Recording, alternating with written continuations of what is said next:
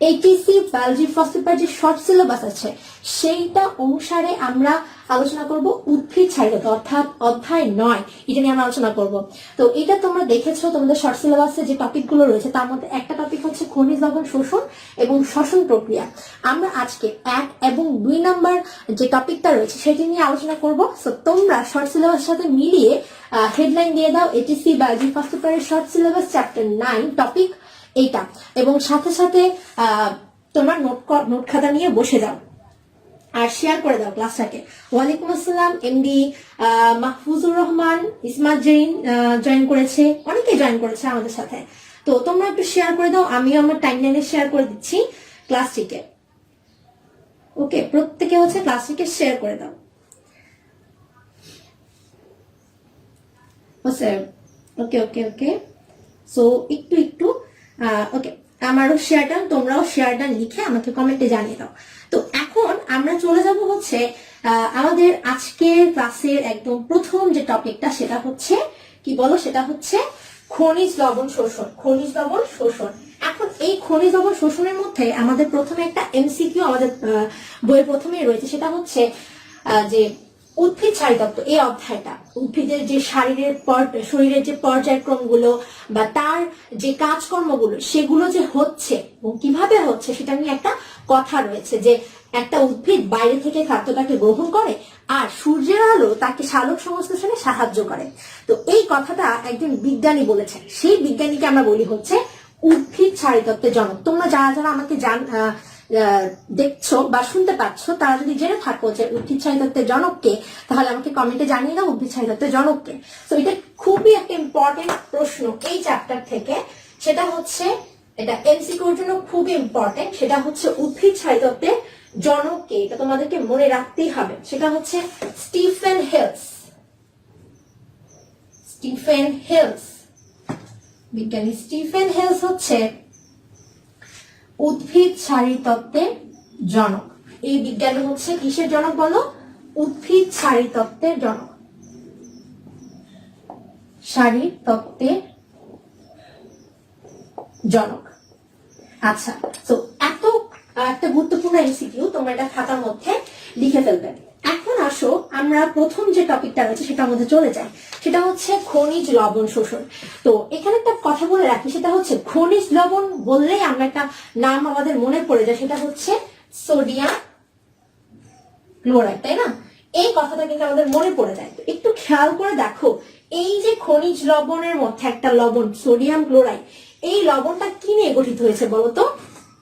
Sodium একটা মৌল, chlorine আরেকটা মৌল, এই দুটা মৌল দিয়ে গঠিত হয়েছে। এবং এরা যখন আমরা আসলে মৌলগুলোকে যখন যুক্ত করি, যুক্ত করার আগ মুহূর্তে এরা মৌল অবস্থায় থাকে, কিন্তু যুক্ত করার পর যখন ভেঙে ফেলি তখন কিন্তু এরা আয়ন হয়ে যায়, রাইট? তখন এরা আয়ন হয়ে যায়। এখন একটু খেয়াল করো, এই যে মৌলগুলো, এই মৌলগুলো ঠিক কেন উদ্ভিদ গ্রহণ করে? কারণ এই কিছু মৌলের ছাড়া উদ্ভিদ বাঁচতে পারবে না, উদ্ভিদের কিছু অঙ্গের কাজ বন্ধ হয়ে যায়। ঠিক এই কারণে উদ্ভিদ খনিজ লবণ শোষণের মাধ্যমে এই মৌলগুলোকে গ্রহণ করে। তো উদ্ভিদের দেহের মধ্যে এরকম অনেকগুলো অত্যাবশ্যকীয় মৌল রয়েছে যেগুলো ছাড়া উদ্ভিদ আসলে বাঁচতে পারে না। তো আমাদের বইয়ের মধ্যে আলোচনা করা হয় মূলত অত্যাবশ্যকীয় মৌল হচ্ছে 17টি। এই 17টি অত্যাবশ্যকীয় মৌল আমাদের মনে রাখতেই হবে, কারণ এমসিকিউতে যে কোনো সময় বলে দিতে পারে নিচের কোনটি উদ্ভিদের অত্যাবশ্যকীয় মৌল। সো আমরা এখন একটা খুব সুন্দর করে চার্টের মতো করে লিখে ফেলবো উদ্ভিদের অত্যাবশ্যকীয় মৌলসমূহ। কি লিখবো? উদ্ভিদের অত্যাবশ্যকীয় মৌলসমূহ আমরা এখন একটু লিখে ফেলবো। খনিজ লবণ শোষণ, এটা হচ্ছে আমাদের প্রথম টপিক, খনিজ লবণ শোষণ। খনিজ লবণ শোষণ, এই যে শোষণ, এই শোষণের মধ্যে আমরা দেখতে পাবো যে কিছু খনিজ লবণের মধ্যে থাকা কিছু মৌল রয়েছে যেগুলোকে আমরা অত্যাবশ্যক বলি। এরকম মৌল রয়েছে 17টি। এরকম 17টি মৌল রয়েছে খনিজ লবণ শোষণের ক্ষেত্রে। সে অত্যাবশ্যকীয় মৌল হিসেবে 17টি মৌলকে গ্রহণ করে। Carbon, hydrogen, oxygen, nitrogen, phosphorus, potassium, calcium, magnesium, sulphur, iron, মানে এটাকে তোমাদের বইয়ে লেখা থাকবে লৌহ, তবে এটি হচ্ছে কি বলো? আয়রন। এবং তোমাদের বইয়ে থাকবে হচ্ছে কপার, মানে কপারটা লেখা থাকতে পারে তামা। তারপর হচ্ছে তোমার দস্তা, এই দস্তা মানে তোমরা সবাই জানো জিঙ্ক কে বোঝাচ্ছে, কপার জিঙ্ক এগুলো কিন্তু আমরা বইয়ের ভাষায় তামা বা দস্তা রূপে আমরা চিনে থাকি। এরপর হচ্ছে মোলিবডেনাম, বোর, সোডিয়াম এবং ক্লোরিন। এই যে কয়েকটা মৌল আমরা দেখতে পাচ্ছি, এখানে কয়টা মৌল দেখো তো একটু গুনে, 1 2 3 4 5 6 7 8 9 10 11 12 13 14 15 16 17। আচ্ছা একটু মনোযোগ দিই, সবাই একটু মনোযোগ দিই। আজকে ক্লাসটা কিন্তু খুবই খুবই ইম্পর্টেন্ট একটা ক্লাস, এবং মনোযোগ ছাড়া কিন্তু ক্লাসের মধ্যে কিছুই বোঝা যাবে না।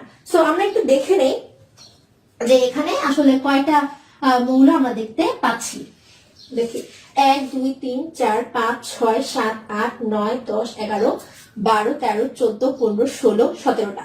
এই যে 17টা মৌল, এই 17টা মৌলের মধ্যে আমরা দেখতে পাই যে আমরা যেটা দেখতে পাই সেটা হচ্ছে মূলত এই যে কার্বন, হাইড্রোজেন এবং অক্সিজেন, এই তিনটা মৌলকে সে বায়ু থেকে নেয়, এবং বাকি যে মৌলগুলো রয়েছে সেগুলোকে সে নেয় হচ্ছে কোথা থেকে? সেগুলোকে সে নেয় হচ্ছে মাটি থেকে।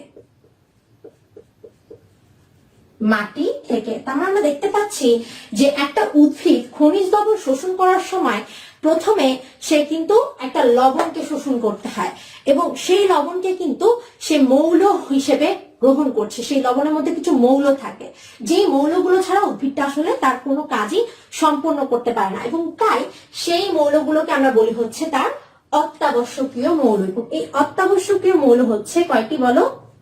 17টি অত্যাবশ্যকীয় মৌল। আচ্ছা এখন আমরা একটু যদি আসি, এই যে 17টি অত্যাবশ্যকীয় মৌল আমরা দেখতে পাচ্ছি, এই মৌলগুলোকে সে আসলে কিসের মাধ্যমে শোষণ করবে? আমরা তো জেনে নিলাম যে সে আসলে এই অত্যাবশ্যকীয় মৌলগুলোকে শোষণ করে, কিন্তু প্রশ্ন হচ্ছে সে অত্যাবশ্যকীয় মৌল হিসেবে যে এগুলোকে গ্রহণ করছে কিসের মাধ্যমে গ্রহণ করবে?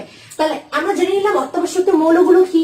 এখন আমরা জানবো কিসের মাধ্যমে সে শোষণ করবে, কিসের মাধ্যমে সে শোষণ করে?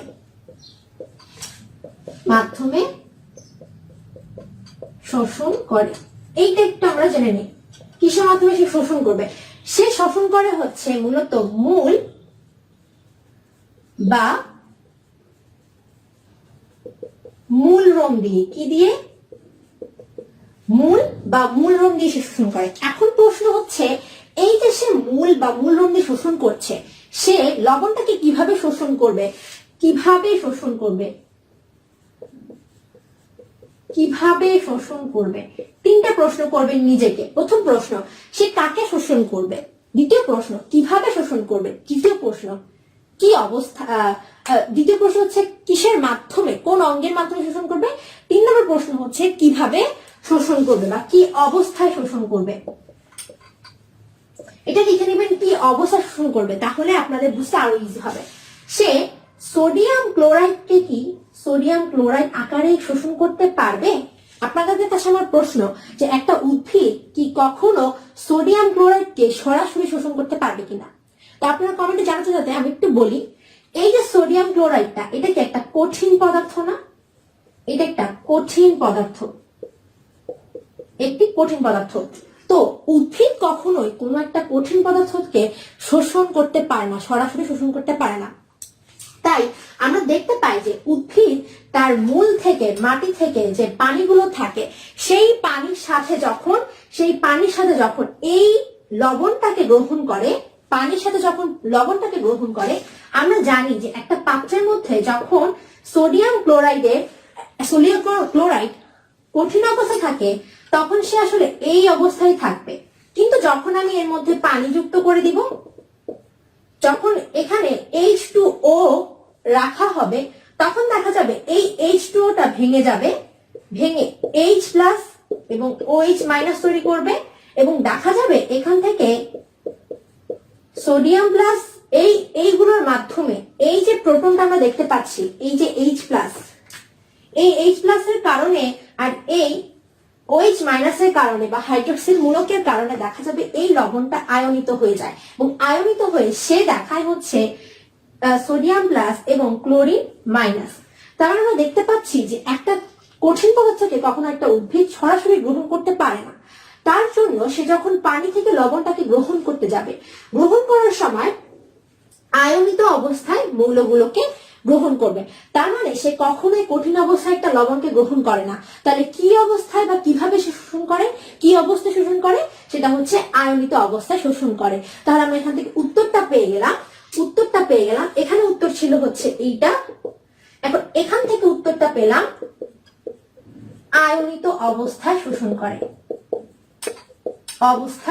করে, এবং আপনাকে যদি প্রশ্ন করা হয় যে উদ্ভিদ কেন মৌলকে সোডিয়াম ক্লোরাইডকে বা একটা খনিজ লবণকে সরাসরি শোষণ করতে পারে না, তখন আপনি বলবেন যে এটা হচ্ছে একটা কঠিন পদার্থ, আর কঠিন পদার্থ উদ্ভিদ কখনোই সরাসরি শোষণ করতে পারে না, আর তাই সে আয়নিত অবস্থায় এই লবণটিকে শোষণ করে নিবে। আচ্ছা, তাহলে আমরা 3টা প্রশ্নের উত্তর জেনে গেলাম যে উদ্ভিদ কিভাবে এবং কিসের মাধ্যমে এবং কাকে গ্রহণ করবে বা শোষণ করবে। এই 3টা প্রশ্নের উত্তর জানার পর আমরা যেটা জানবো সেটা হচ্ছে এই যে শোষণ প্রক্রিয়ার মধ্যে সে যে মৌলগুলোকে শোষণ করছে, সেই মৌলগুলোর মধ্যে সে কাকে কাকে অ্যানায়ন অবস্থায় অর্থাৎ মাইনাস অবস্থায় গ্রহণ করবে, আর কাকে কাকে, মানে এই ক্লোরিন মাইনাস একটা অ্যানায়ন না, এই সোডিয়াম প্লাস একটা ক্যাটায়ন না। তো প্রশ্ন আসবে, কোশ্চেনে থাকবে যে নিচের কোনটিকে উদ্ভিদ আয়নায়ন হিসেবে গ্রহণ করবে অথবা নিচের কোনটিকে উদ্ভিদ ক্যাটায়ন হিসেবে গ্রহণ করবে। আমাদের এই প্রশ্নটা কিন্তু খুবই গুরুত্বপূর্ণ। আপনারা যদি সবাই এই জিনিসটা তুলে ফেলেন খাতার মধ্যে বা স্ক্রিনশট তুলে ডান হয়ে যায়, আমাকে কমেন্টে লিখে জানান। আমি এখন আপনাদেরকে শেখাবো যে কোনগুলোকে আসলে উদ্ভিদ অ্যানায়ন হিসেবে গ্রহণ করবে আর কোনগুলোকে ক্যাটায়ন হিসেবে গ্রহণ করবে। এটা একটা চার্টের মতো করে আমরা শিখে ফেলবো আজকের ক্লাসে। তো একটু আমি কমেন্টটা চেক করে আসি, অনেকক্ষণ ধরে আমরা পড়ছি। লেখা যদি শেষ হয়ে যায় বা স্ক্রিনশট তুলে যদি ডান হয়ে যায়, তাহলে এখন আমরা যেটা দেখবো সেটা হচ্ছে যে একটা উদ্ভিদ আসলে যে অত্যাবশ্যকীয় মৌলগুলো রয়েছে সেগুলোর মধ্যে কোনগুলোকে সে ক্যাটায়ন হিসেবে গ্রহণ করবে আর কোনগুলোকে সে অ্যানায়ন হিসেবে গ্রহণ করবে সেটা একটু আমরা জেনে নিই।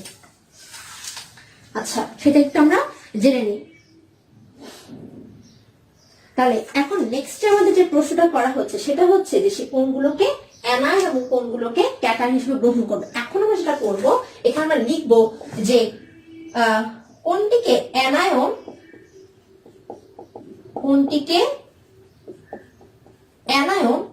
ও কোনটিকে ক্যাটায়ন হিসেবে গ্রহণ করে।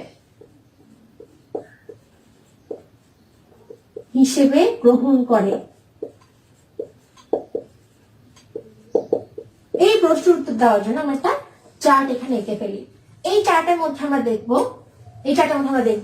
যে কোনটিকে সে অ্যানায়ন আর কোনটিকে সে ক্যাটায়ন হিসেবে গ্রহণ করতে পারে। তো এখানে আমরা ক্যাটায়ন গুলো দেখবো, এখানে আমরা অ্যানায়ন গুলোকে দেখবো। ঠিক আছে, এখানে আমরা ক্যাটায়নকে দেখবো, এখানে আমরা অ্যানায়ন গুলোকে দেখবো। তো আমি একটু এখানে চার্টের মধ্যে লিখে দেই আপনাদেরকে। এখানে মনে রাখতে হবে যে ক্যাটায়ন গুলো হচ্ছে পটাশিয়াম, এটাকে আমি একটু এপাশে লিখি, ক্যাটায়ন আর হচ্ছে অ্যানায়ন। এগুলো হচ্ছে পটাশিয়াম, তারপর হচ্ছে ম্যাগনেসিয়াম, আয়রন, তারপর হচ্ছে manganese, copper, zinc, cobalt, sodium এবং ক্যালসিয়াম।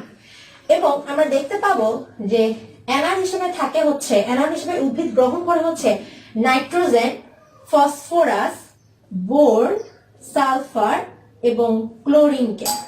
এখন প্রশ্ন হচ্ছে, আমাদের বইয়ের মধ্যে লেখা থাকে যে অ্যানায়নকে সে কি অবস্থায় গ্রহণ করবে। অ্যানায়নের মধ্যে নাইট্রোজেনকে সে গ্রহণ করে হচ্ছে NO3 মাইনাস, ফসফরাসকে গ্রহণ করে PO4 3 মাইনাস, বোরনকে গ্রহণ করে BO4 3 মাইনাস, সালফারকে গ্রহণ করে SO4 2 মাইনাস এবং ক্লোরিনকে গ্রহণ করে ক্লোরিন মাইনাস। এগুলো কিন্তু এমসিকিউর জন্য আমি তোমাদেরকে লিখে দিলাম, যাতে করে যেটা হয় যেন এমসিকিউ প্রিপারেশনটা এখান থেকেও করে ফেলা যায়। শর্ট সিলেবাসের প্রিপারেশন মানেই হচ্ছে আমাদের এই কোর্স মানে এই যে ক্লাসগুলো রয়েছে এই ক্লাসগুলোর মধ্যে আমরা একেবারে এমসিকিউ, বেসিক লেভেল এবং কি কি ধরনের প্রশ্ন হতে পারে বোর্ড প্রশ্নের মধ্যে সেটা সহ বলে দিব। তো এই জিনিসটা হচ্ছে এমসিকিউর জন্য খুবই ইম্পর্টেন্ট একটা জিনিস। এই জিনিসটা এমসিকিউর জন্য খুবই ইম্পর্টেন্ট একটা জিনিস। তো এটা একটু মনে রাখতে হবে যে উদ্ভিদ অ্যানাল হিসেবে কোনটাকে কি হিসেবে গ্রহণ করবে, এগুলো হচ্ছে তার গ্রুপ, কোন গ্রুপগুলোকে সে গ্রহণ করে, কোন গ্রুপগুলোকে সে গ্রহণ করে। এখন আমরা যেহেতু জেনে গেলাম যে কোনগুলোকে সে কি হিসেবে গ্রহণ করে, এখন আমরা একটু জেনে নেই যে কোনগুলো আসলে খুব দ্রুত উদ্ভিদ শোষণ করতে পারে আর কোনগুলো উদ্ভিদ স্লোলি শোষণ করে। আমরা যদি একটু দেখি যে এখানে উদ্ভিদ এই পটাশিয়াম, এই যে পটাশিয়ামটা, এই পটাশিয়ামকে আর এই নাইট্রেটকে, পটাশিয়াম আমি একটু অন্য কালার দিয়ে দেখাই, এই যে নাইট্রেটকে, এই পটাশিয়াম আর এই নাইট্রেট, এই দুটোকে উদ্ভিদ খুব দ্রুত শোষণ করে। মানে আমি এখানে আবার লিখে দিচ্ছি, দ্রুত শোষণ করে কাকে, পটাশিয়ামকে এবং নাইট্রেটকে, এই দুটাকে খুব দ্রুত শোষণ করে। এবং খুব স্লোলি শোষণ করে কাকে, ক্যালসিয়াম 2+ কে এবং সালফার টেট্রা অক্সাইড কে। তাহলে এই দুটাকে হচ্ছে, এই যে দুটা দেখতে পাচ্ছি এদেরকে মন্থর গতিতে শোষণ করে, মন্থর গতিতে শোষণ করে, মন্থর গতিতে শোষণ করে। তার মানে আমরা দেখতে পাচ্ছি যে সে মন্থর গতিকে কাকে কাকে শোষণ করে, ক্যালসিয়াম 2+ এবং SO4 2-, এই দুটাকে মন্থর গতিতে শোষণ করে আর এই দুটাকে খুব দ্রুত শোষণ করে। এগুলো কিন্তু সত্যি, আমি সিরিয়াসলি বলছি। হ্যাঁ, মজা হিসেবে নিচ্ছেন বা একটু হেলাফেলা হিসেবে নিচ্ছেন তাহলে সুন্দর করে নোট খাতায় লিখে ফেলেন। এটাকে যদি কেউ মজা হিসেবে নেন তাহলে আমি এখনো বলবো সিরিয়াস হন, একটু মনোযোগ দিয়ে ক্লাসটা করেন, সুন্দর করে নোটটা করেন, দেখবেন এখান থেকে আপনি কমন পেয়ে যাবেন ইনশাল্লাহ। তাহলে আমরা দেখতে পেলাম এই দুটা হচ্ছে কি, এই দুটা হচ্ছে আমার দ্রুত শোষণ করতে পারে উদ্ভিদ আর এই দুটাকে মন্থর গতিতে। এগুলো খুব ইম্পর্টেন্ট টপিক। আচ্ছা, তাহলে এখন আমরা জেনে গেলাম যে উদ্ভিদ কাকে শোষণ করে, কিসের মাধ্যমে শোষণ করে, কিভাবে শোষণ করে, কোনগুলোকে কি হিসেবে গ্রহণ করে আর কোনগুলোকে খুব দ্রুত শোষণ করে আর কোনগুলোকে খুব আস্তে আস্তে শোষণ করে। এরপর আমরা একটু জানার চেষ্টা করি যে উদ্ভিদ এর যে অত্যাবশ্যকীয় মৌলগুলো, এগুলোকে অত্যাবশ্যকীয় মৌল বলার কারণ কি, এগুলোকে সে গ্রহণ করছে কেন, তাকে কেন গ্রহণ করতে হবে। আমি একটু আগে বলেছিলাম যে এই অত্যাবশ্যকীয় মৌলগুলো ছাড়া উদ্ভিদ বাঁচতে পারবে না, উদ্ভিদের কোনো কাজ বন্ধ হয়ে যাবে। কোনগুলোকে আমরা অত্যাবশ্যকীয় মৌল বলতে পারি? অত্যাবশ্যকীয় মৌল বলার কারণে পেছনের কারণ হচ্ছে দুইটা কারণে আমরা একটা মৌলকে অত্যাবশ্যকীয় মৌল বলতে পারি। সো সেই দুটা কারণ কি আমি একটু মুছে ফেলছি, আপনারা একটু কমেন্টে জানিয়ে ফেলুন যে আপনাদের লিখা ডান কিনা, একটু কমেন্টে আমাকে জানিয়ে ফেলেন। নোট ডান। রিদওয়ানুল ইসলাম আমাদের সাথে রয়েছে, রিধি মল্লিক রয়েছে, মাশাআল্লাহ সবাই হচ্ছে ডান বলছেন। আচ্ছা, ডান ওকে। সো সবাই একটু ক্লাসটাকে শেয়ার করে দেয়। আমাদের এখনো গুরুত্বপূর্ণ টপিকগুলো কিন্তু বাকি রয়ে গেছে, যারা এখনো ক্লাসটিকে শেয়ার করেনি তারা শেয়ার করে বন্ধুদেরকে জানিয়ে দিই কতটা গুরুত্বপূর্ণ একটি টপিক নিয়ে এখানে আলোচনা করা হচ্ছে। এবং যেটা করবেন সেটা হচ্ছে শেয়ার করার পর আপনি আপনার টাইমলাইনে এটাকে পাবলিকে শেয়ার করবেন। পাবলিকে শেয়ার করলে যেটা হবে আপনার কাছে পিডিএফটা পৌঁছে যাবে। পাবলিকে শেয়ার না করলে আমি তো দেখতে পাবো না, তাই আপনাকে পিডিএফটাও দেওয়া আমার পক্ষে সম্ভব হবে না। ইনশাল্লাহ আজকে পিডিএফটা ইনশাল্লাহ অবশ্যই পাবেন, আমি কথা দিলাম আপনি আজকে পিডিএফটা পাবেন। তো আজকে পিডিএফ যারা পেতে চান তারা এক্ষুনি ক্লাসটিকে শেয়ার করে বন্ধুদেরকে মেনশন করে জানিয়ে দিন। আর যে হচ্ছে সবচেয়ে বেশি ফ্রেন্ডদেরকে মেনশন করে জানিয়ে দিতে পারবে তার জন্য থাকতেছে একটা স্পেশাল কিছু, সেটা হচ্ছে এই অধ্যায়ে যত সৃজনশীল প্রশ্ন আছে বোর্ডে আসা সবগুলো পেয়ে যাবেন একসাথে।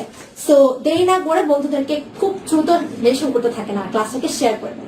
তো এখন আমরা যেটা জানবো সেটা হচ্ছে মূলত, যেহেতু আমরা জেনে গেছি যেহেতু আমরা জেনে গেছি যে খনিজ লবণ শোষণের মধ্যে দেখা যায় অত্যাবশ্যকীয় মৌলগুলো, তো এখানে আমরা একটু জানার চেষ্টা করি যে কেন এগুলোকে আমরা অত্যাবশ্যকীয় মৌল বলবো, কাদেরকে আমরা অত্যাবশ্যকীয় মৌল বলবো।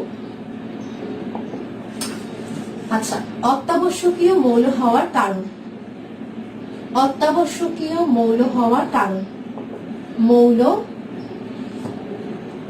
হওয়ার কারণ, অত্যাবশ্যকীয় মৌল হওয়ার কারণ। কারণটা হচ্ছে দুইটা কারণে একটা মৌলকে আমরা অত্যাবশ্যকীয় মৌল বলতে পারি। এক নম্বর হচ্ছে যদি সেই মৌলটি ছাড়া উদ্ভিদের জীবন চক্র না চলে, উদ্ভিদের জীবন চক্র বন্ধ হয়ে যায়, তাহলে কিন্তু সেটা একটা অত্যাবশ্যকীয় মৌল। কেন? কারণ একটা উদ্ভিদের যদি জীবন চক্রই বন্ধ হয়ে যায়, তাহলে আপনি চিন্তা করেন জীবন চক্র বন্ধ হয়ে যাওয়া মানে ওই উদ্ভিদটাই আসলে না বেঁচে থাকা, এটা মরে যাওয়া। তাহলে আমরা বুঝতে পারলাম যে উদ্ভিদের জীবন চক্র বন্ধ হয়ে যাবে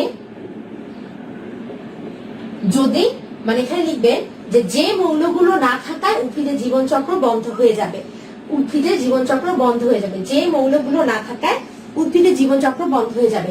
2 নম্বর কারণ হচ্ছে যে মৌলগুলো না থাকায়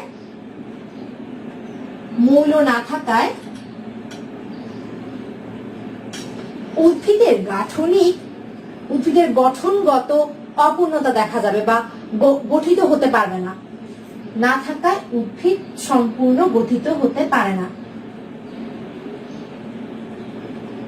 গঠিত হতে পারে না, সেই মৌলগুলোকে আমরা বলতে পারি অত্যাবশ্যকীয় মৌল। এখন তার অত্যাবশ্যকীয় মৌল হওয়ার কারণটা আমরা নিশ্চয়ই বুঝে গেছি, কারণ তাদের ছাড়া জীবনচক্র বন্ধ, তাদের ছাড়া একটা উদ্ভিদের সম্পূর্ণ গঠনটা কিন্তু আসলে হয় না। তাহলে এখন আমরা একটা উদাহরণ দেখার মাধ্যমে বুঝতে পারবো যে আসলে কোন কোন মৌলগুলো না থাকার কারণে কোন কোন কাজটা বন্ধ হয়ে যায়। যেমন আমরা যদি একটু দেখি যে যদি একটা উদ্ভিদের মধ্যে ম্যাগনেসিয়াম না থাকে, ম্যাগনেসিয়াম যদি না থাকে, আমরা বলি না যে নো মাস্ক নো এন্ট্রি, তেমনি ভাবে নো এমজি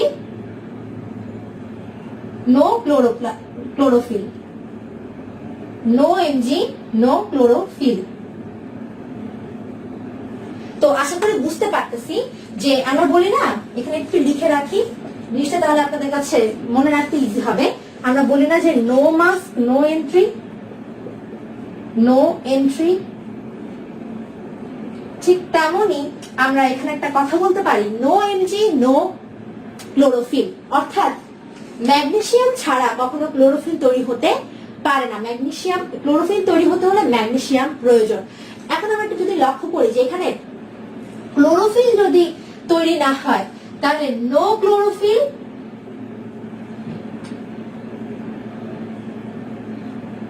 নো ফটোসিনথেটিক। এর মানে কি?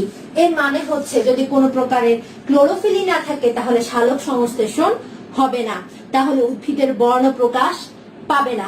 তার মানে আমরা বুঝতে পারতেছি যে একটা উদ্ভিদের মধ্যে এই ম্যাগনেসিয়ামটা কেন অত্যাবশ্যকীয়, কারণ এই ম্যাগনেসিয়াম যদি না থাকে তাহলে উদ্ভিদ বেঁচে থাকতেই পারবে না, উদ্ভিদ তার খাদ্য উৎপাদন করতে পারবে না, কারণ সেখানে ম্যাগনেসিয়াম না থাকা মানে ক্লোরোফিল না থাকা, ক্লোরোফিল না থাকা মানে ফটোসিনথেটিক প্রক্রিয়া বা সালোক সংশ্লেষণ প্রক্রিয়া বন্ধ হয়ে যাওয়া। তাহলে এখান থেকে আমরা আরেকটা এক্সাম্পল নেই, এটা কিন্তু এক্সাম্পল ছিল, এটা কিন্তু এক্সাম্পল হিসেবে আমি নিয়েছি। আরেকটা এক্সাম্পল দিই আমি, যেমন আরেকটা এক্সাম্পল যদি দেই, যেমন সিলিকন। এই যে সিলিকন, এই সিলিকন যদি না থাকে, যদি কি না থাকে, যদি সিলিকন না থাকে তাহলে কি সমস্যা হতে পারে?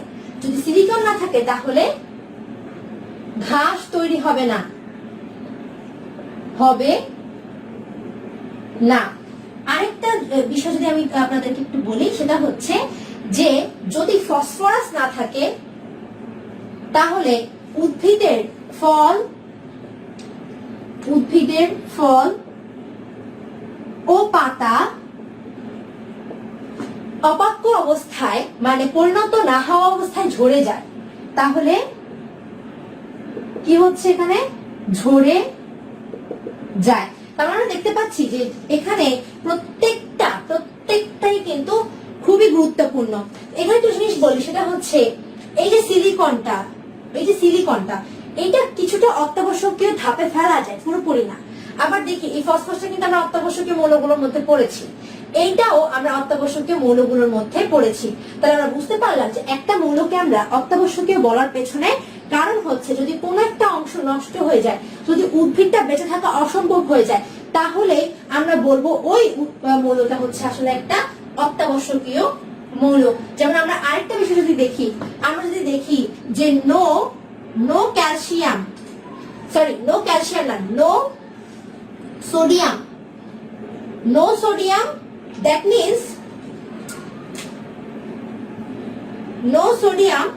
means no C4 চক্র, no C4 cycle. C4 cycle কোনটা বলেন তো? আমরা যে গ্লাইকোলাইসিস প্রক্রিয়ার মধ্যে যেটা পড়েছি সেটাই হচ্ছে আসলে কি C4 চক্র।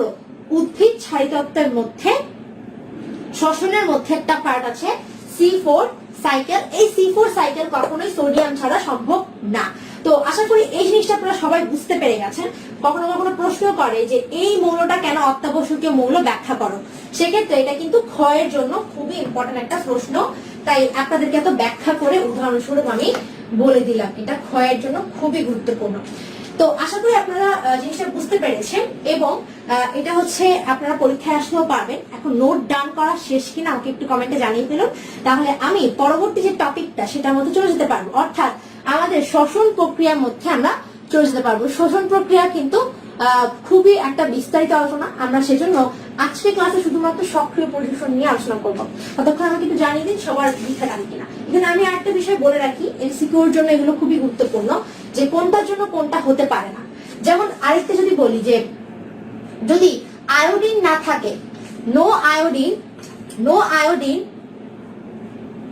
আয়োডিন দ্যাট মিনস নো সামুদ্রিক শৈবাল উৎপন্ন হবে না। সামুদ্রিক শৈবাল, আচ্ছা আমি বাংলাতে লিখে দিচ্ছি, নো সামুদ্রিক শৈবাল। যদি কোনো প্রকারে আয়োডিন না থাকে পানির মধ্যে, তাহলে কোনো প্রকারে কি হবে না, উদ্ভিদের মধ্যে, তাহলে সামুদ্রিক শৈবালও উৎপন্ন হবে না। তো এগুলো এমসিকিউর জন্য, ক্ষয়ের জন্য খুবই খুবই ইম্পর্টেন্ট প্রশ্ন। তো আশা করি সবার নোট খাতায় তোলা শেষ হয়ে গেছে। আমি একটু আপনাদের কমেন্টটা চেক করে আসি। তানজিনা আক্তার যেভাবে সবগুলো লিখে দিয়েছে, এই জিনিসটা আপনারা প্রত্যেকেই কমেন্টে লিখে ফেলেন, তাহলে যেটা হবে আপনাদের মুখস্থ হয়ে যাবে সাথে সাথে। তো আমরা এখন আলোচনা করব হচ্ছে আমাদের পরবর্তী টপিকে আমরা চলে যাই। পরবর্তী টপিকে হচ্ছে আমরা এখন চলে যাব। আশা করি আজকের ক্লাসটা করার পর সক্রিয় পরিশোষণ পর্যন্ত কারো কোনো সমস্যাই থাকবে না ইনশাআল্লাহ। সো আর দেরি না করে এখন আমরা হচ্ছে আমাদের পরবর্তী জিনিসের সাথে চলে যাই। সেটা হচ্ছে যে একটা উদ্ভিদের ক্ষেত্রে আমরা খনিজ লবণ প্রাপ্যতা বলে একটা বিষয় থাকে। খনিজ লবণ প্রাপ্যতা তো খনিজ লবণ প্রাপ্যতা বিষয়টাকে কি আলোচনা করা হয়? এখানে আলোচনা করা হয় যে একটা উদ্ভিদ পরিশোষণ করতে পারবে কোনটাকে এরকম একটা টপিক। আচ্ছা, আমরা কি সবাই জানি কলয়ের দানা মানে কি? একটু কমেন্টে জানান তো কলয়ের দানা কি।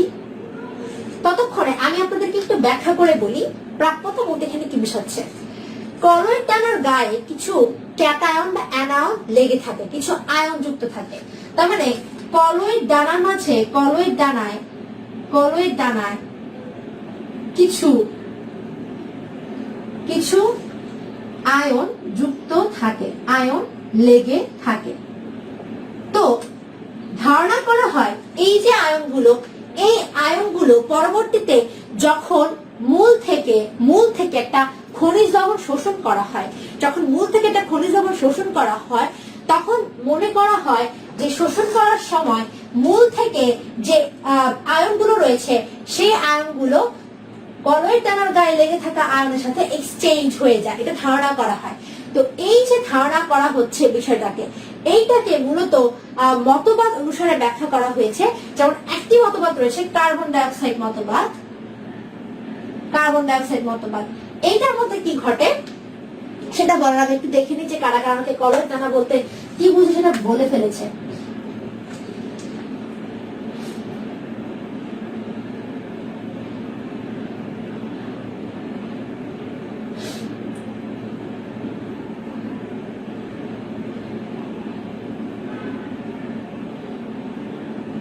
একটু বলে ফেলেন তো কলয়েড দানা বলতে আপনারা কি বুঝেন।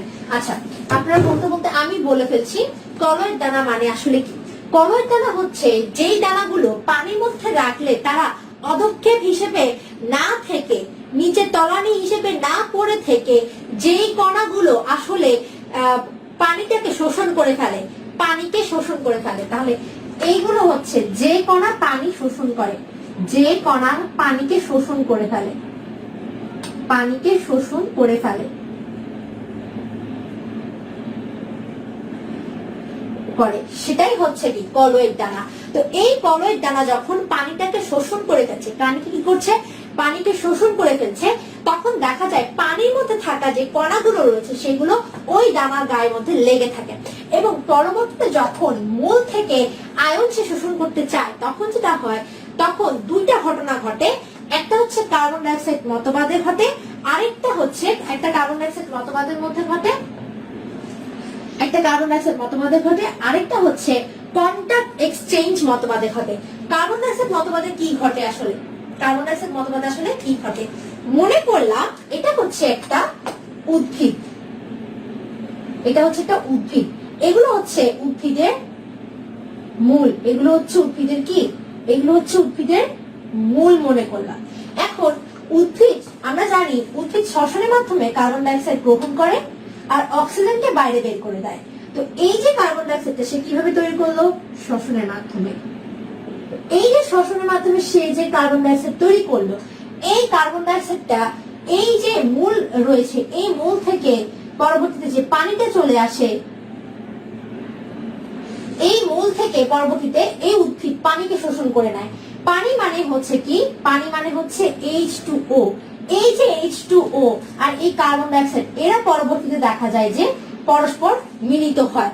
মিলিত হওয়ার মাধ্যমে এখান থেকে তারা কি তৈরি করে, কার্বন ডাইঅক্সাইড আর H2O অর্থাৎ পানি যখন মিলিত হয়ে যায় তখন এখান থেকে তৈরি হয় H2CO3। তো আমরা যদি কি করি, আমরা যদি এই H2CO3 কে ভেঙে ফেলি তাহলে আমরা কি পাবো, H2CO3 কে আমরা ভাঙলে আমরা পাবো একটা প্রোটন আয়ন আর পাবো বাইকার্বনেট, আর পাবো বাইকার্বনেট। তো আমরা তো জেনেছি যে এখানে কি থাকে, এখানে কলয়েড দানা থাকে।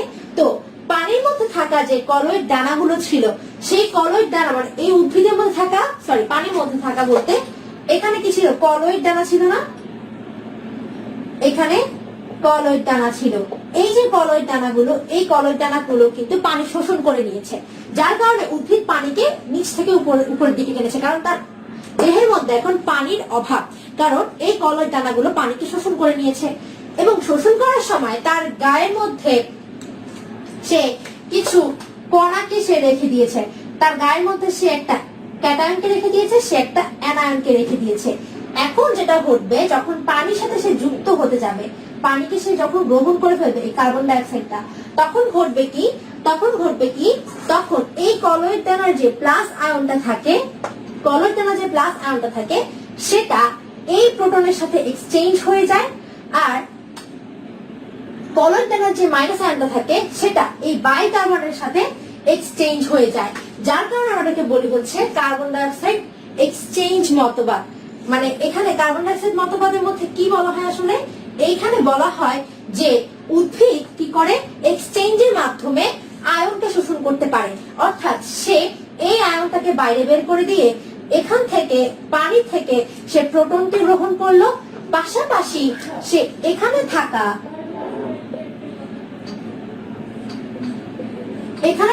হাইড্রোক্সিল গোলকটাকেও শোষণ করে নিচ্ছে। তার আমরা বুঝতে পারছি সে এইটাকেও শোষণ করছে, এটাকেও শোষণ করছে, এগুলোকে সে শোষণ করে নিচ্ছে বাইরে থেকে। কিসের মাধ্যমে? এই কলয়েড দানার সাথে এই চার্জগুলোর এক্সচেঞ্জের মাধ্যমে। তার মানে আমরা সবাই এটা বুঝতে পারছি যে উদ্ভিদ শ্বসনের মাধ্যমে যে কার্বন ডাই অক্সাইড উৎপন্ন করে তা মূল থেকে আসা পানির সাথে বিক্রিয়া করে কি তৈরি করছে? H2CO3, যেটা কিনা পরবর্তীতে হাইড্রোজেন প্লাস প্রোটন আর বাইকার্বনেট তৈরি করে এবং সেটা কলয়েড দানায় লেগে থাকা ক্যাটায়ন এবং অ্যানায়নের সাথে পরবর্তীতে এক্সচেঞ্জ হয়ে যায়। এটা হচ্ছে কার্বন ডাই অক্সাইড মতবাদ। এখানে আসলে উদ্ভিদের আয়ন প্রাপ্যতাটা প্রকাশ পায়। উদ্ভিদের আয়ন প্রাপ্যতা কিভাবে প্রকাশ পায়? সেটা হচ্ছে সে কলয়েড দানা থেকে এই এক্সচেঞ্জের মাধ্যমে প্রাপ্য ছিল তার এই আয়নটা আর এই বাইকার্বনেটটা, তাহলে সে এই দুটাকে গ্রহণ করতে পেরেছে, তাই এটা তার কি ছিল? প্রাপ্য ছিল। এবং সেটা আসলে আমরা বলি হচ্ছে, সেটাকে আমরা বলি হচ্ছে কার্বন ডাই অক্সাইড মতবাদ। এরপর আরেকটি মতবাদ রয়েছে, তার আগে আমাকে একটু কমেন্টে জানিয়ে ফেলুন সবাই এটা বুঝতে পেরেছে কিনা।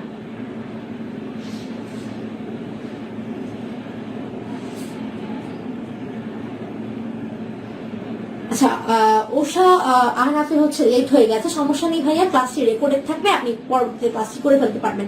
এতটুকু পর্যন্ত সবাই বুঝতে পেরেছেন কিনা? আবার শর্ট বলতে বলছে আমাকে। আচ্ছা, আমি আরেকবার শর্টে বলি, সেটা হচ্ছে যে একটা উদ্ভিদ শ্বসনের মাধ্যমে কার্বন ডাই অক্সাইড তৈরি করে, আর কার্বন ডাই অক্সাইড তৈরি করার পর আমরা দেখতে পাই যে এই কলয়েড দানা তৈরি হতে থাকে। এই কলয়েড দানা পরবর্তীতে উদ্ভিদের মধ্যে থাকা যে পানিগুলো আছে সেগুলোকে শোষণ করে নেয়, কারণ কলয়েড দানার বৈশিষ্ট্য হচ্ছে পানিকে শোষণ করা। পানিকে শোষণ করার সময় সে যেটা করে, পানির মধ্যে থেকে যে আয়নগুলো থেকে থাকে সেগুলোকে সে তার গায়ের মধ্যে লাগিয়ে রাখে, অর্থাৎ পানি শোষণ করার পরে এই আয়নগুলো কলয়েড দানার মধ্যে লেগে থাকে। এখন পানিতে শোষণ করে ফেললো, তাহলে পানির ঘাটতি, এজন্য উদ্ভিদ মূল থেকে পানিকে টান দিবে। পানিকে যখন টান দিল তখন এই কার্বন ডাই অক্সাইড আর পানি যুক্ত হবে।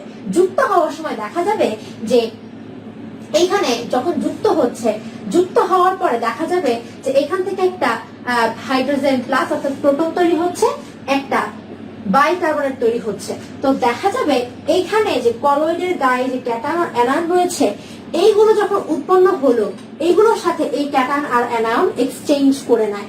এতে করে সে বাড়তি কিছু আয়ন নিজে করে গ্রহণ করতে পারে। যেমন এই হাইড্রোজেন সে বাড়তি পেল, এটাকে সে বের করে দিয়ে এটাকে পেয়েছে, এটা তার প্রাপ্য ছিল, এটাকে সে বের করে দিয়েছে, এটাকে পেয়েছে, অর্থাৎ এটাকে আমরা বলছি এক্সচেঞ্জের মাধ্যমে সে তার আয়ন প্রাপ্যতা পূরণ করে নিয়েছে। জন্য এটাকে আমরা বলি উদ্ভিদের আয়ন প্রাপ্যতা প্রথম একটি মতবাদ, যার নাম হচ্ছে কার্বন ডাই অক্সাইড মতবাদ।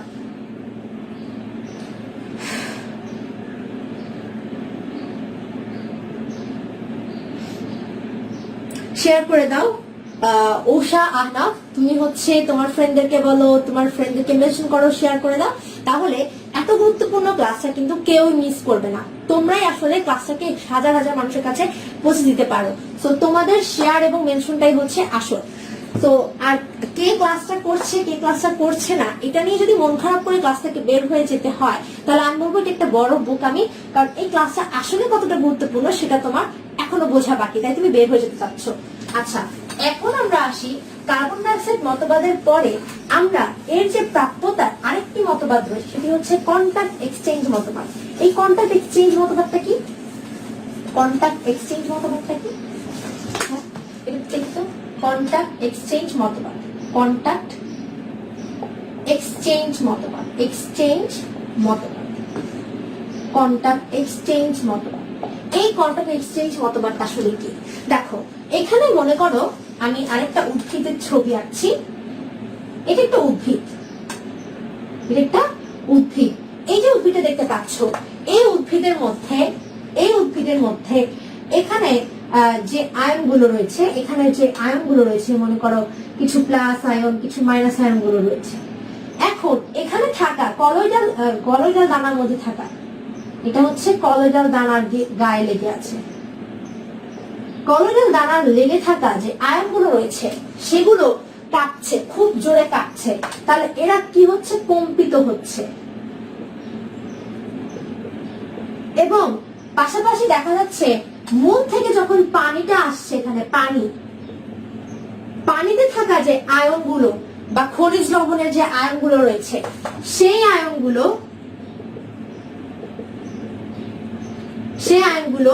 কম্পিত হচ্ছে। এখন দেখো যখন এইগুলোরও কম্পন ঘটে, কম্পন হতে হতে দেখা যায় এরই মধ্যে এই আয়নগুলো আর এই আয়নগুলোর মধ্যে কি ঘটে, এক্সচেঞ্জ ঘটে। তো এটাকে আমরা বলি হচ্ছে কন্টাক্ট এক্সচেঞ্জ মতবাদ। আশা করি এই মতবাদটা খুব ইজি ছিল, এটা তোমরা বুঝতে পেরেছো যে আয়নগুলো মানে অভ্যন্তরীণ আয়নগুলো আর বাইরের আয়নগুলো কম্পিত হতে থাকে, কম্পিত হতে হতে দেখা যায় যে এরা নিজেদের মধ্যে এক্সচেঞ্জ করে ফেলে। পরবর্তীতে আমরা বুঝতে পারি যে এখান থেকে সে এক্সট্রা মাটির খনিজ লবণ থেকে পানির মাধ্যমে কিছু এক্সট্রা আয়ন প্রাপ্য হয়। এজন্য এটি একটি উদ্ভিদের আয়ন প্রাপ্যতা মতবাদের অংশ, যেটাকে বলা হয় কন্টাক্ট এক্সচেঞ্জ মতবাদ। আশা করি এটাও তোমরা বুঝতে পেরেছো।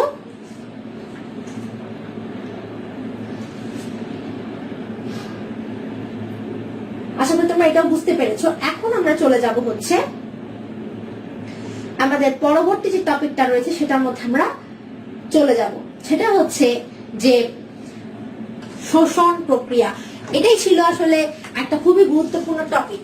তো যেটা হয় তোমাদের আসলে একটা সমস্যা হচ্ছে, টপিক গুরুত্বপূর্ণ আসলে তোমরা আস্তে আস্তে ক্লাস থেকে বের হতে থাকো। বের হও, একজন থাকো, ক্লাস থেকে সবাই বের হয়ে যাও, একজন থাকো কিন্তু মনোযোগ দিয়ে ক্লাসটা করো। একজন থাকবা ক্লাসে কিন্তু মনোযোগ দিয়ে ক্লাসটা করো।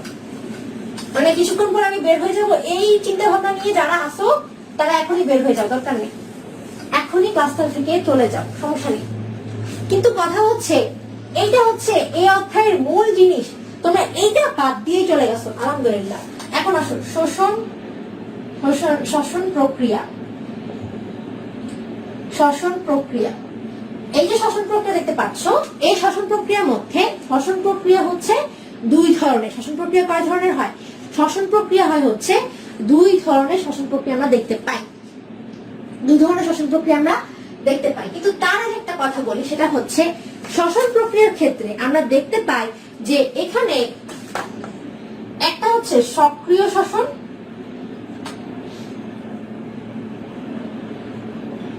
একটা হচ্ছে নিষ্ক্রিয়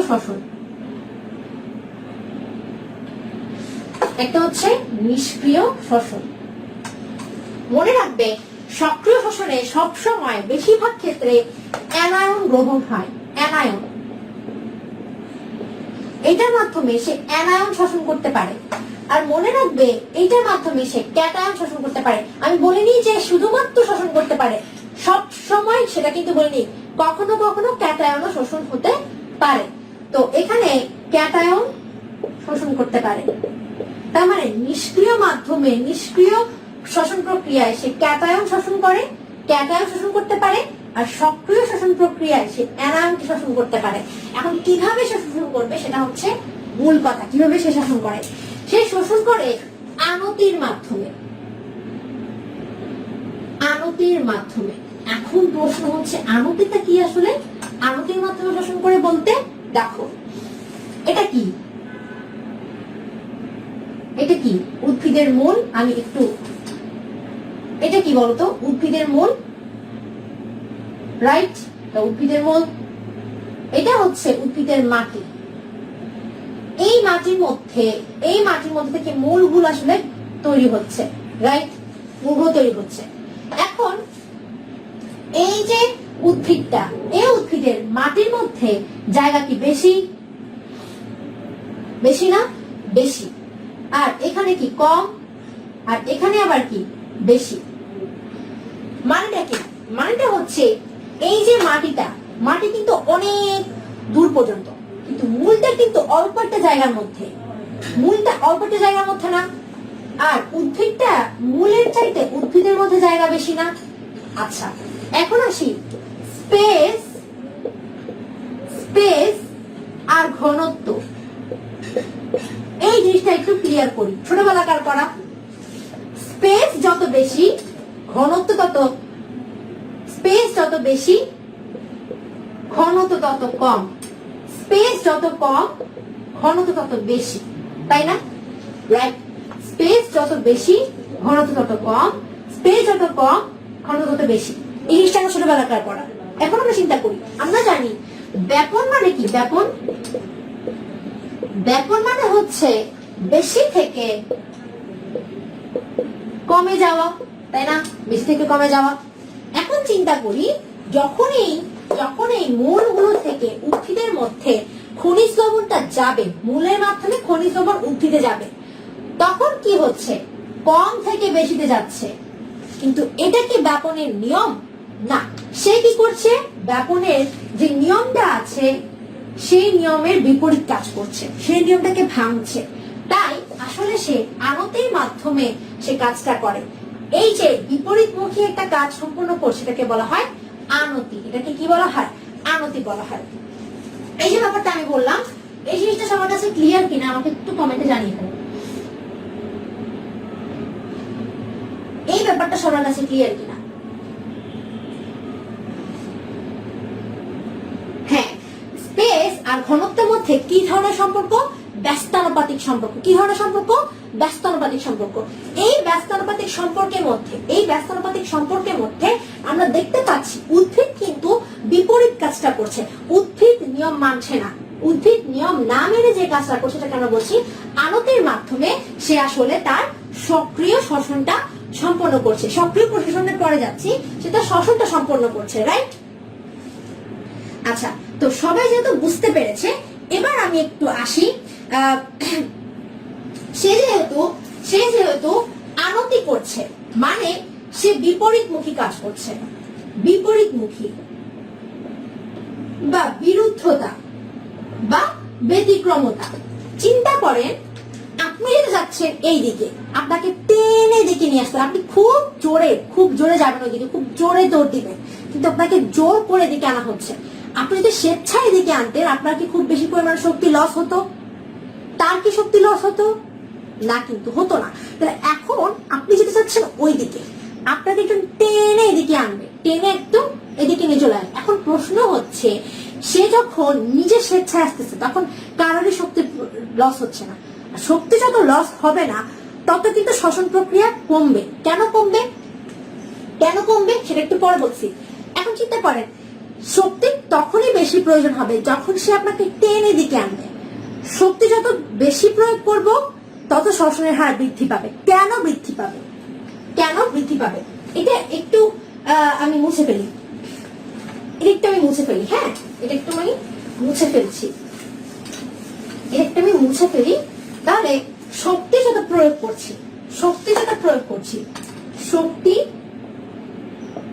প্রয়োগ মানে হচ্ছে শক্তি প্রয়োগ যত বেশি হবে, শ্বসন প্রক্রিয়া তত বেশি হবে। এখন প্রশ্ন হচ্ছে, আপু কেন বেশি হবে? কারণ চিন্তা করে দেখেন, শ্বসন প্রক্রিয়া তখন হয় যখন আমরা দেখতে পাই যে উদ্ভিদের দেহের মধ্যে যখন কার্বন ডাই অক্সাইড থাকে, তখন আমরা বুঝতে পারি সেখানে শ্বসন প্রক্রিয়া অতিরিক্ত পরিমাণে হয়েছে, তাই অতিরিক্ত পরিমাণে সেখানে কার্বন ডাই অক্সাইডও আছে। এখন দেখি, যেহেতু অতিরিক্ত পরিমাণে কার্বন ডাই অক্সাইড উৎপন্ন হচ্ছে, কখন অতিরিক্ত পরিমাণে কার্বন ডাই অক্সাইড উৎপন্ন হবে? যখন অতিরিক্ত পরিমাণে পানি শোষণ হতে থাকবে। পানি কি হতে থাকবে? শোষণ হতে থাকবে, উদ্ভিদের দেহ থেকে শোষণ হতে থাকবে। অর্থাৎ যখন পরিবেশের মধ্যে প্রচুর পরিমাণে তাপমাত্রা থাকবে, এগুলো বইয়ের বাইরের কথা, খেয়াল করেন, বেসিকটা ক্লিয়ার করেন। যখন পরিবেশের মধ্যে তাপমাত্রাটা অনেক বেশি পরিমাণে থাকবে, তখন এখান থেকে পানিটা অনেক বেশি পরিমাণে শোষণ হবে। আর পানি যত বেশি পরিমাণে শোষণ হতে থাকবে তত সে শ্বসন প্রক্রিয়া করতে থাকবে। আর শ্বসন প্রক্রিয়া করতে থাকছে, এটা কিভাবে বুঝলাম? কারণ সে পানি হারিয়ে ফেলছে মানে সে শক্তি হারিয়ে ফেলছে। তখন আমরা দেখতে পাই উদ্ভিদ সে পানিটা গ্রহণ করছে এবং এখানে সে উল্টামুখী আনতিতে পানিটাকে গ্রহণ করছে। এখানে তার শক্তিটা বেশি ব্যবহৃত হচ্ছে, শক্তি বেশি প্রয়োগ হচ্ছে। আর তাই আমরা এখানে বুঝতে পারতেছি যে যত পানি গ্রহণ করছে তত বেশি পরিমাণে শ্বসন প্রক্রিয়া বৃদ্ধি পাচ্ছে। এজন্য আমাদের বইয়ের মধ্যে লেখা আছে যে যত বেশি পরিমাণে শ্বসন কি ঘটবে, আনতি প্রক্রিয়া ঘটবে, তত বেশি পরিমাণে শ্বসন প্রক্রিয়া বৃদ্ধি পাবে। আপনার বইয়ের মধ্যে লেখা আছে, দেখেন, যত বেশি পরিমাণে বিপাকীয় কার্যাবলী হবে তত বেশি পরিমাণে শ্বসন প্রক্রিয়া হবে। বিপাকীয় কার্যাবলী মানেই তো এটা যে পানি শোষণ হবে, সাথে সাথে শ্বসন প্রক্রিয়ার মাধ্যমে কার্বন ডাই অক্সাইড উৎপন্ন হবে। আপনারা কি বুঝতে পেরেছেন কিনা একটু কমেন্টে জানান। এই টপিকটা সবার কাছে ক্লিয়ার কিনা, সবাই এই টপিকটা বুঝতে পেরেছে কিনা একটু কমেন্টে জানান। হ্যাঁ, ব্যাপনের বিপরীত প্রক্রিয়া হচ্ছে আনতি। Very good. একটু সর্দার বলছে ওয়ালাইকুম আসসালাম, কলকাতার আগুন। আপনার নামটা সত্যি খুব অন্যরকম, আমি আপনাকে চিনতে পারছি না। আপনি একটু আপনার নামটা একটু বললে আমি পরবর্তী ক্লাস থেকে আপনাকে নাম ধরে রাখতে পারবো। ওকে, বুঝতে পেরেছে। নুসরাত জাহান মুনা, তাজকে তাবাসসুম আলহামদুলিল্লাহ বুঝতে পেরেছে। Very good, very good. আচ্ছা, ওকে। সো সবাই যেহেতু আমরা বুঝতে পেরেছি যে এখানে শ্বসন প্রক্রিয়া বৃদ্ধি পাচ্ছে কখন, যখন আমরা দেখতে পাচ্ছি উদ্ভিদের মধ্যে শক্তি বেশি লস হচ্ছে। আর শক্তি কখন বেশি লস হয়, যখন বিপাকীয় প্রক্রিয়া বা বিক্রিয়া বেশি হয়। আর বিক্রিয়া বেশি কখন হচ্ছে, যখন উল্টা পথে পানিটাকে সে বেশি পরিমাণে গ্রহণ করছে, শক্তি লস করে, এবং তখন কার্বন ডাই অক্সাইডের সাথে বিক্রিয়াটাও বেড়ে যাবে। কেন? কারণ তখন আসলে পানিটা উদ্ভিদ থেকে শোষিত হতে থাকবে। উদ্ভিদের তখন পানির প্রচুর পরিমাণে প্রয়োজন পড়বে, তখন সে শক্তি লস করবে। শক্তির মাধ্যমে পানি আর কার্বন ডাই অক্সাইডের মধ্যে বিক্রিয়া ঘটবে। বিক্রিয়া মানে বিপাক ঘটা, আর বিপাক মানে শ্বসনের প্রক্রিয়া বৃদ্ধি পাওয়া।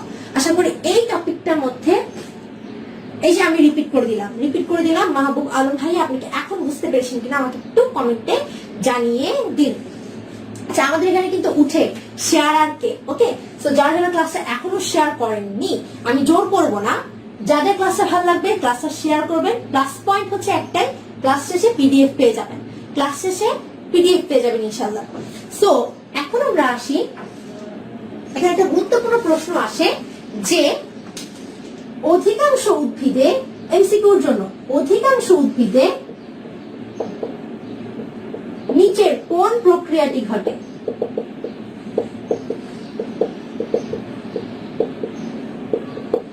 অপশন এ তে থাকে হচ্ছে সক্রিয়, অপশন বি নিষ্ক্রিয়, অপশন বি নিষ্ক্রিয়। এই প্রশ্নের উত্তর আমাকে একটু কমেন্টে জানিয়ে ফেল। অপশন এ সক্রিয়, অপশন বি নিষ্ক্রিয়। এ আর বি, এ আর বি দিয়ে অ্যান্সার করতে থাকেন, এ আর বি দিয়ে অ্যান্সার করতে থাকেন, অ্যান্সার হচ্ছে করতে থাকেন। এখন দেখেন, সক্রিয় প্রক্রিয়ার মধ্যে আমরা দেখতে পাচ্ছি যে এইখানটাতে কি হচ্ছে, শ্বসনের হারটা বৃদ্ধি পাচ্ছে। সক্রিয় প্রক্রিয়া মানে শ্বসনের হার বৃদ্ধি পাওয়া।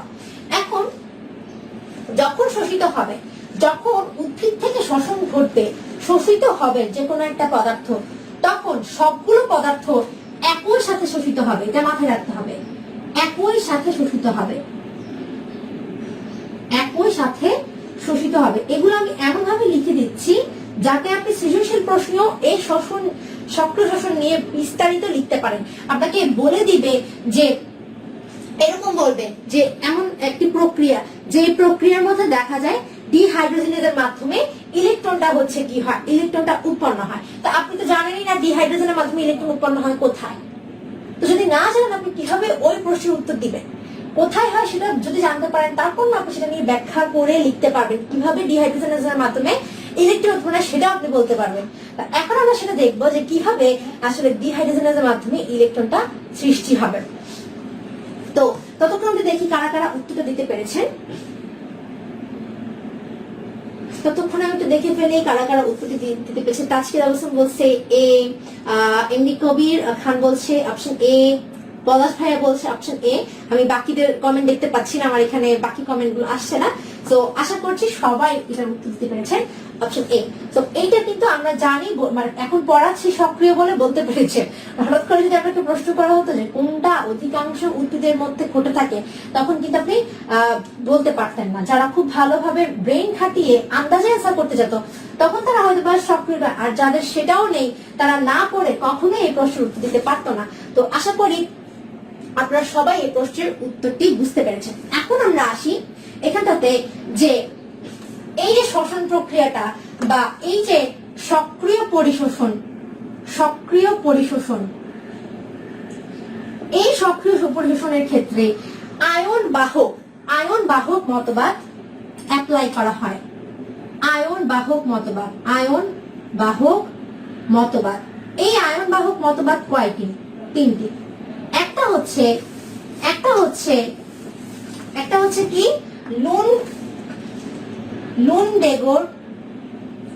লুনডেগোর মতবাদ। আচ্ছা, লুনডেগোর মতবাদ এটি একটি বিজ্ঞানীর নাম, লুনডেগোর। এই বিজ্ঞানীর মতবাদ অনুসারে আমরা এই বিজ্ঞানীর মতবাদের মধ্যে বলা হয় এটি একটি পাম্পের মতো কাজ করে, বা এটা হচ্ছে কিসের মতো কাজ করে? সাইটোক্রোমের মতো কাজ করে। তাই এটার আরেকটা নাম হচ্ছে সাইটোক্রোম পাম্প।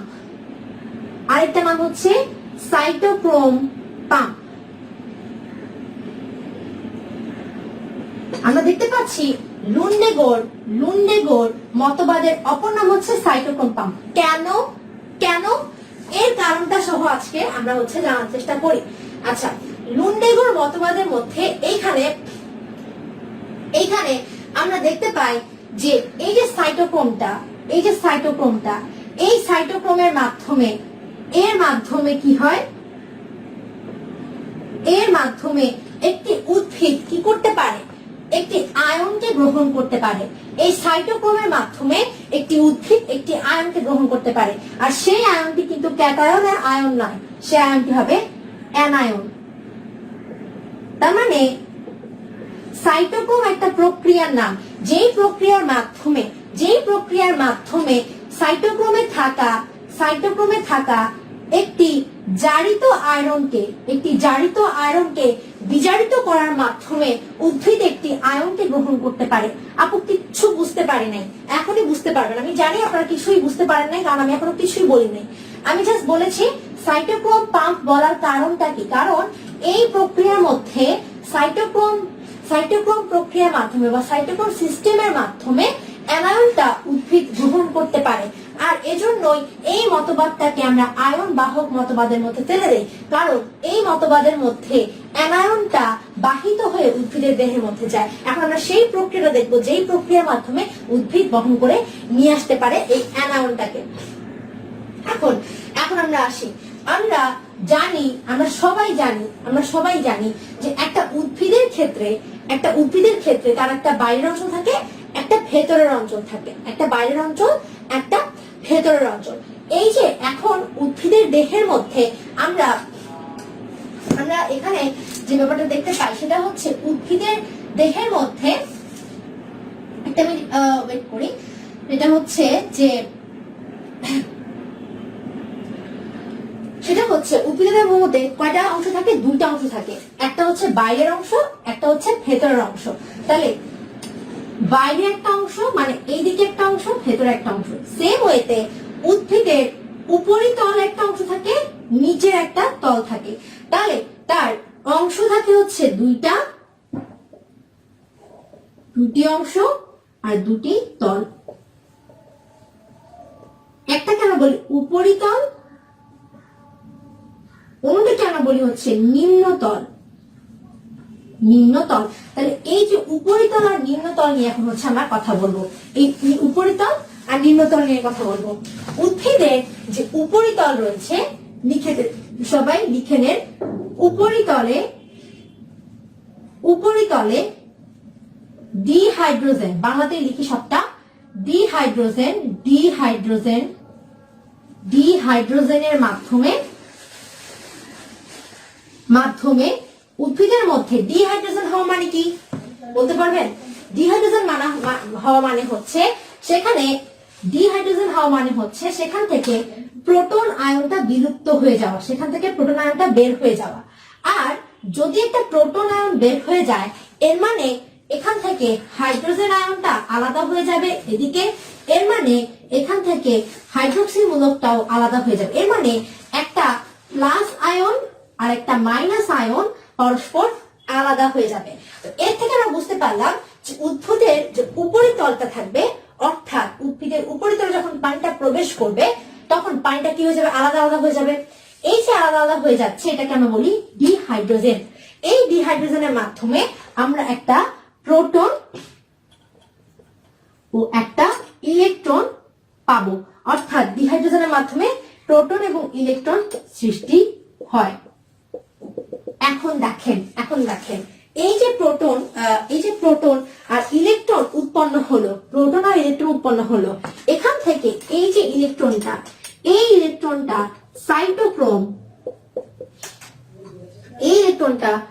সাইটোক্রোমের মাধ্যমে উদ্ভিদের নিম্ন তলে বা নিচের তলে চলে যায়, অর্থাৎ উপরিতল থেকে নিম্ন তলে চলে যায়। তাহলে মাধ্যমে নিম্ন তলে প্রবেশ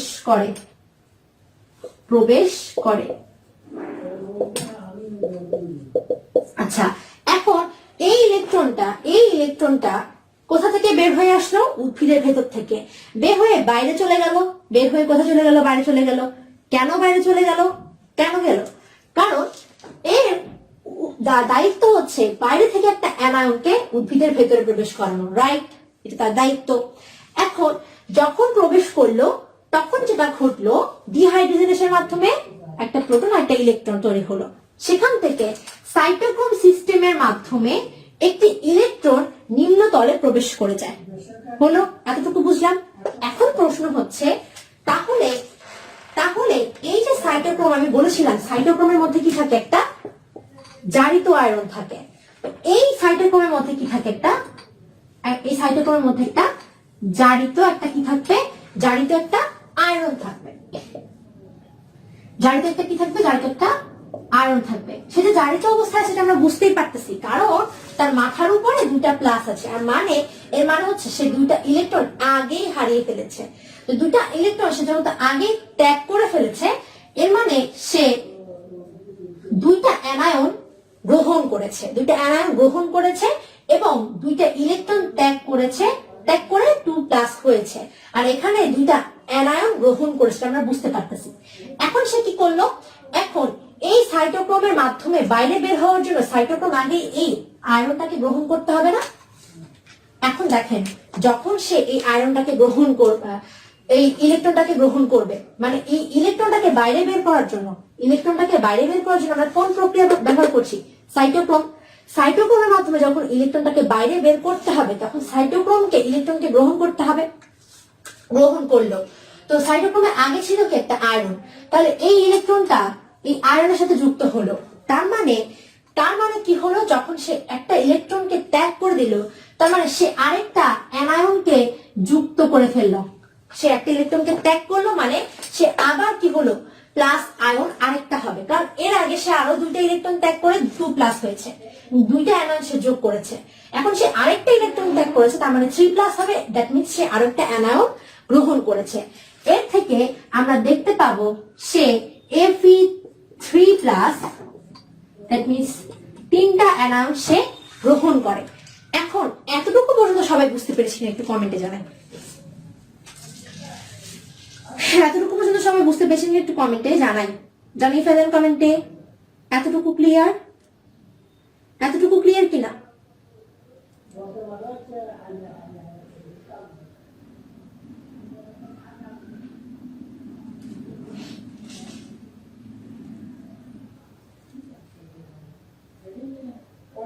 এতটুকু ক্লিয়ার কিনা একটু কমেন্টে জানিয়ে ফেলেন আমাকে।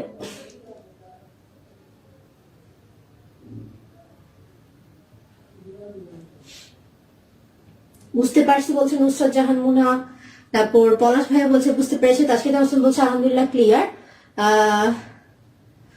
Very good. ওকে, শর্ট করে বলেন একটু। ওকে, শর্ট করে একটু বলি। আমরা জানি উদ্ভিদের একটা উপরিতল থাকে, একটা নিম্নতল থাকে।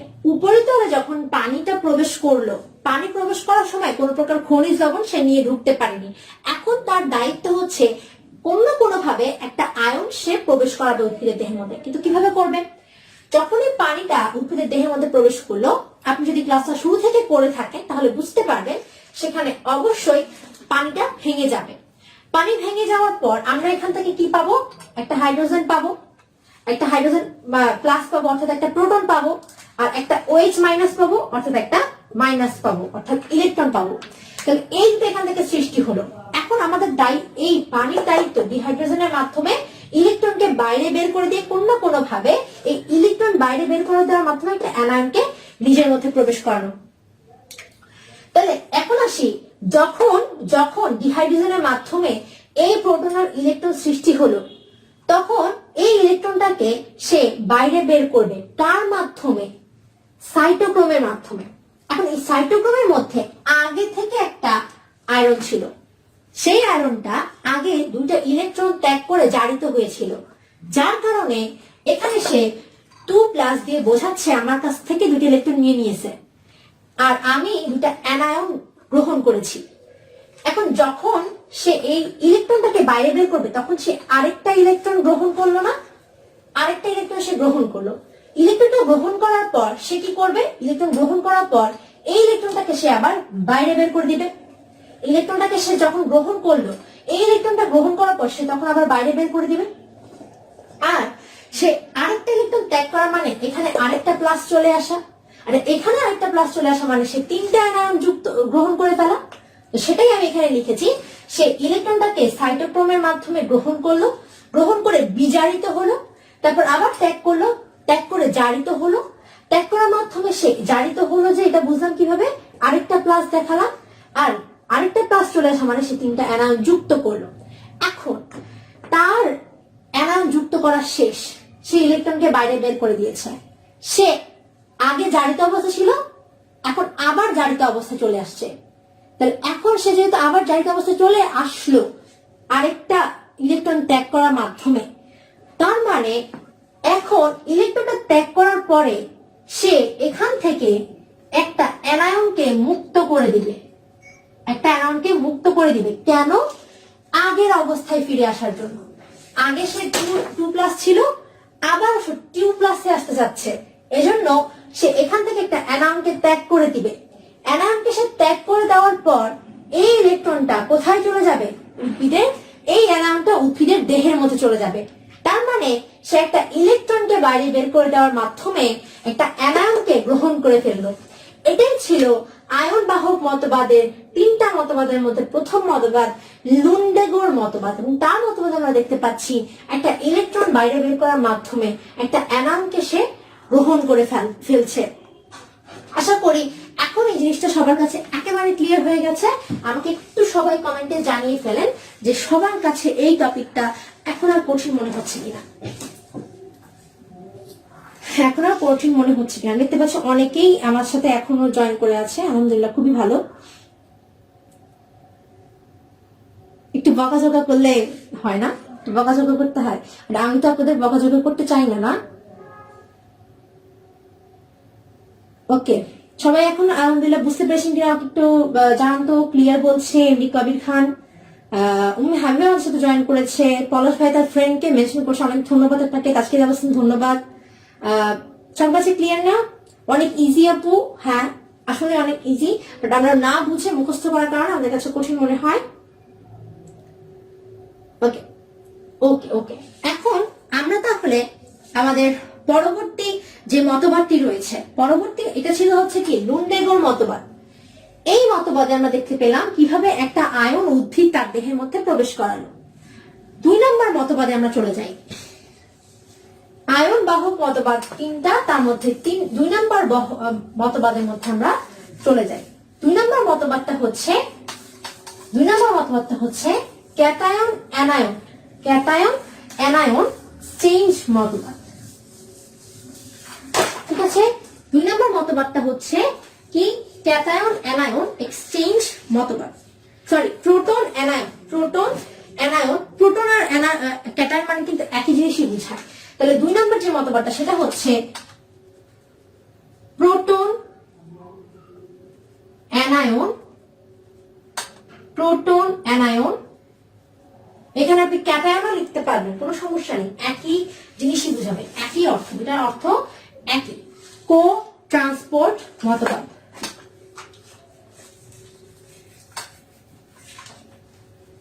আচ্ছা, তো কি বললাম? প্রোটন এবং অ্যানায়ন কো ট্রান্সপোর্ট মতবাদ। আচ্ছা, এখানে এই মতবাদটা আমরা কিভাবে বুঝবো? আমি একটু আগে আপনাদেরকে বলেছিলাম যে একটা উদ্ভিদের উপরিতল আর নিম্নতল যেমন থাকে ঠিক তেমনই একটা উদ্ভিদের বাইরের অংশ এবং ভেতরের অংশ, দুটো অংশ থাকে। তো একটা উদ্ভিদের কোষ প্রাচীর, মনে করেন এটা হচ্ছে একটা উদ্ভিদের কোষ প্রাচীর। এই কোষ প্রাচীরের বাইরের অংশ হচ্ছে এটা বাইরের অংশ, এটা হচ্ছে ভেতরের অংশ। এখন এই উদ্ভিদটা কোনো না কোনো ভাবে কি করতে হবে? প্রোটন আর অ্যানায়নের মধ্যে ট্রান্সপোর্ট ঘটাতে হবে, অর্থাৎ প্রোটনের মাধ্যমে একটা অ্যানায়নকে ঢুকাতে হবে, তাই না? প্রোটনের মাধ্যমে একটা অ্যানায়নকে ঢুকাতে হবে। এখন সে কিভাবে করবে এটা?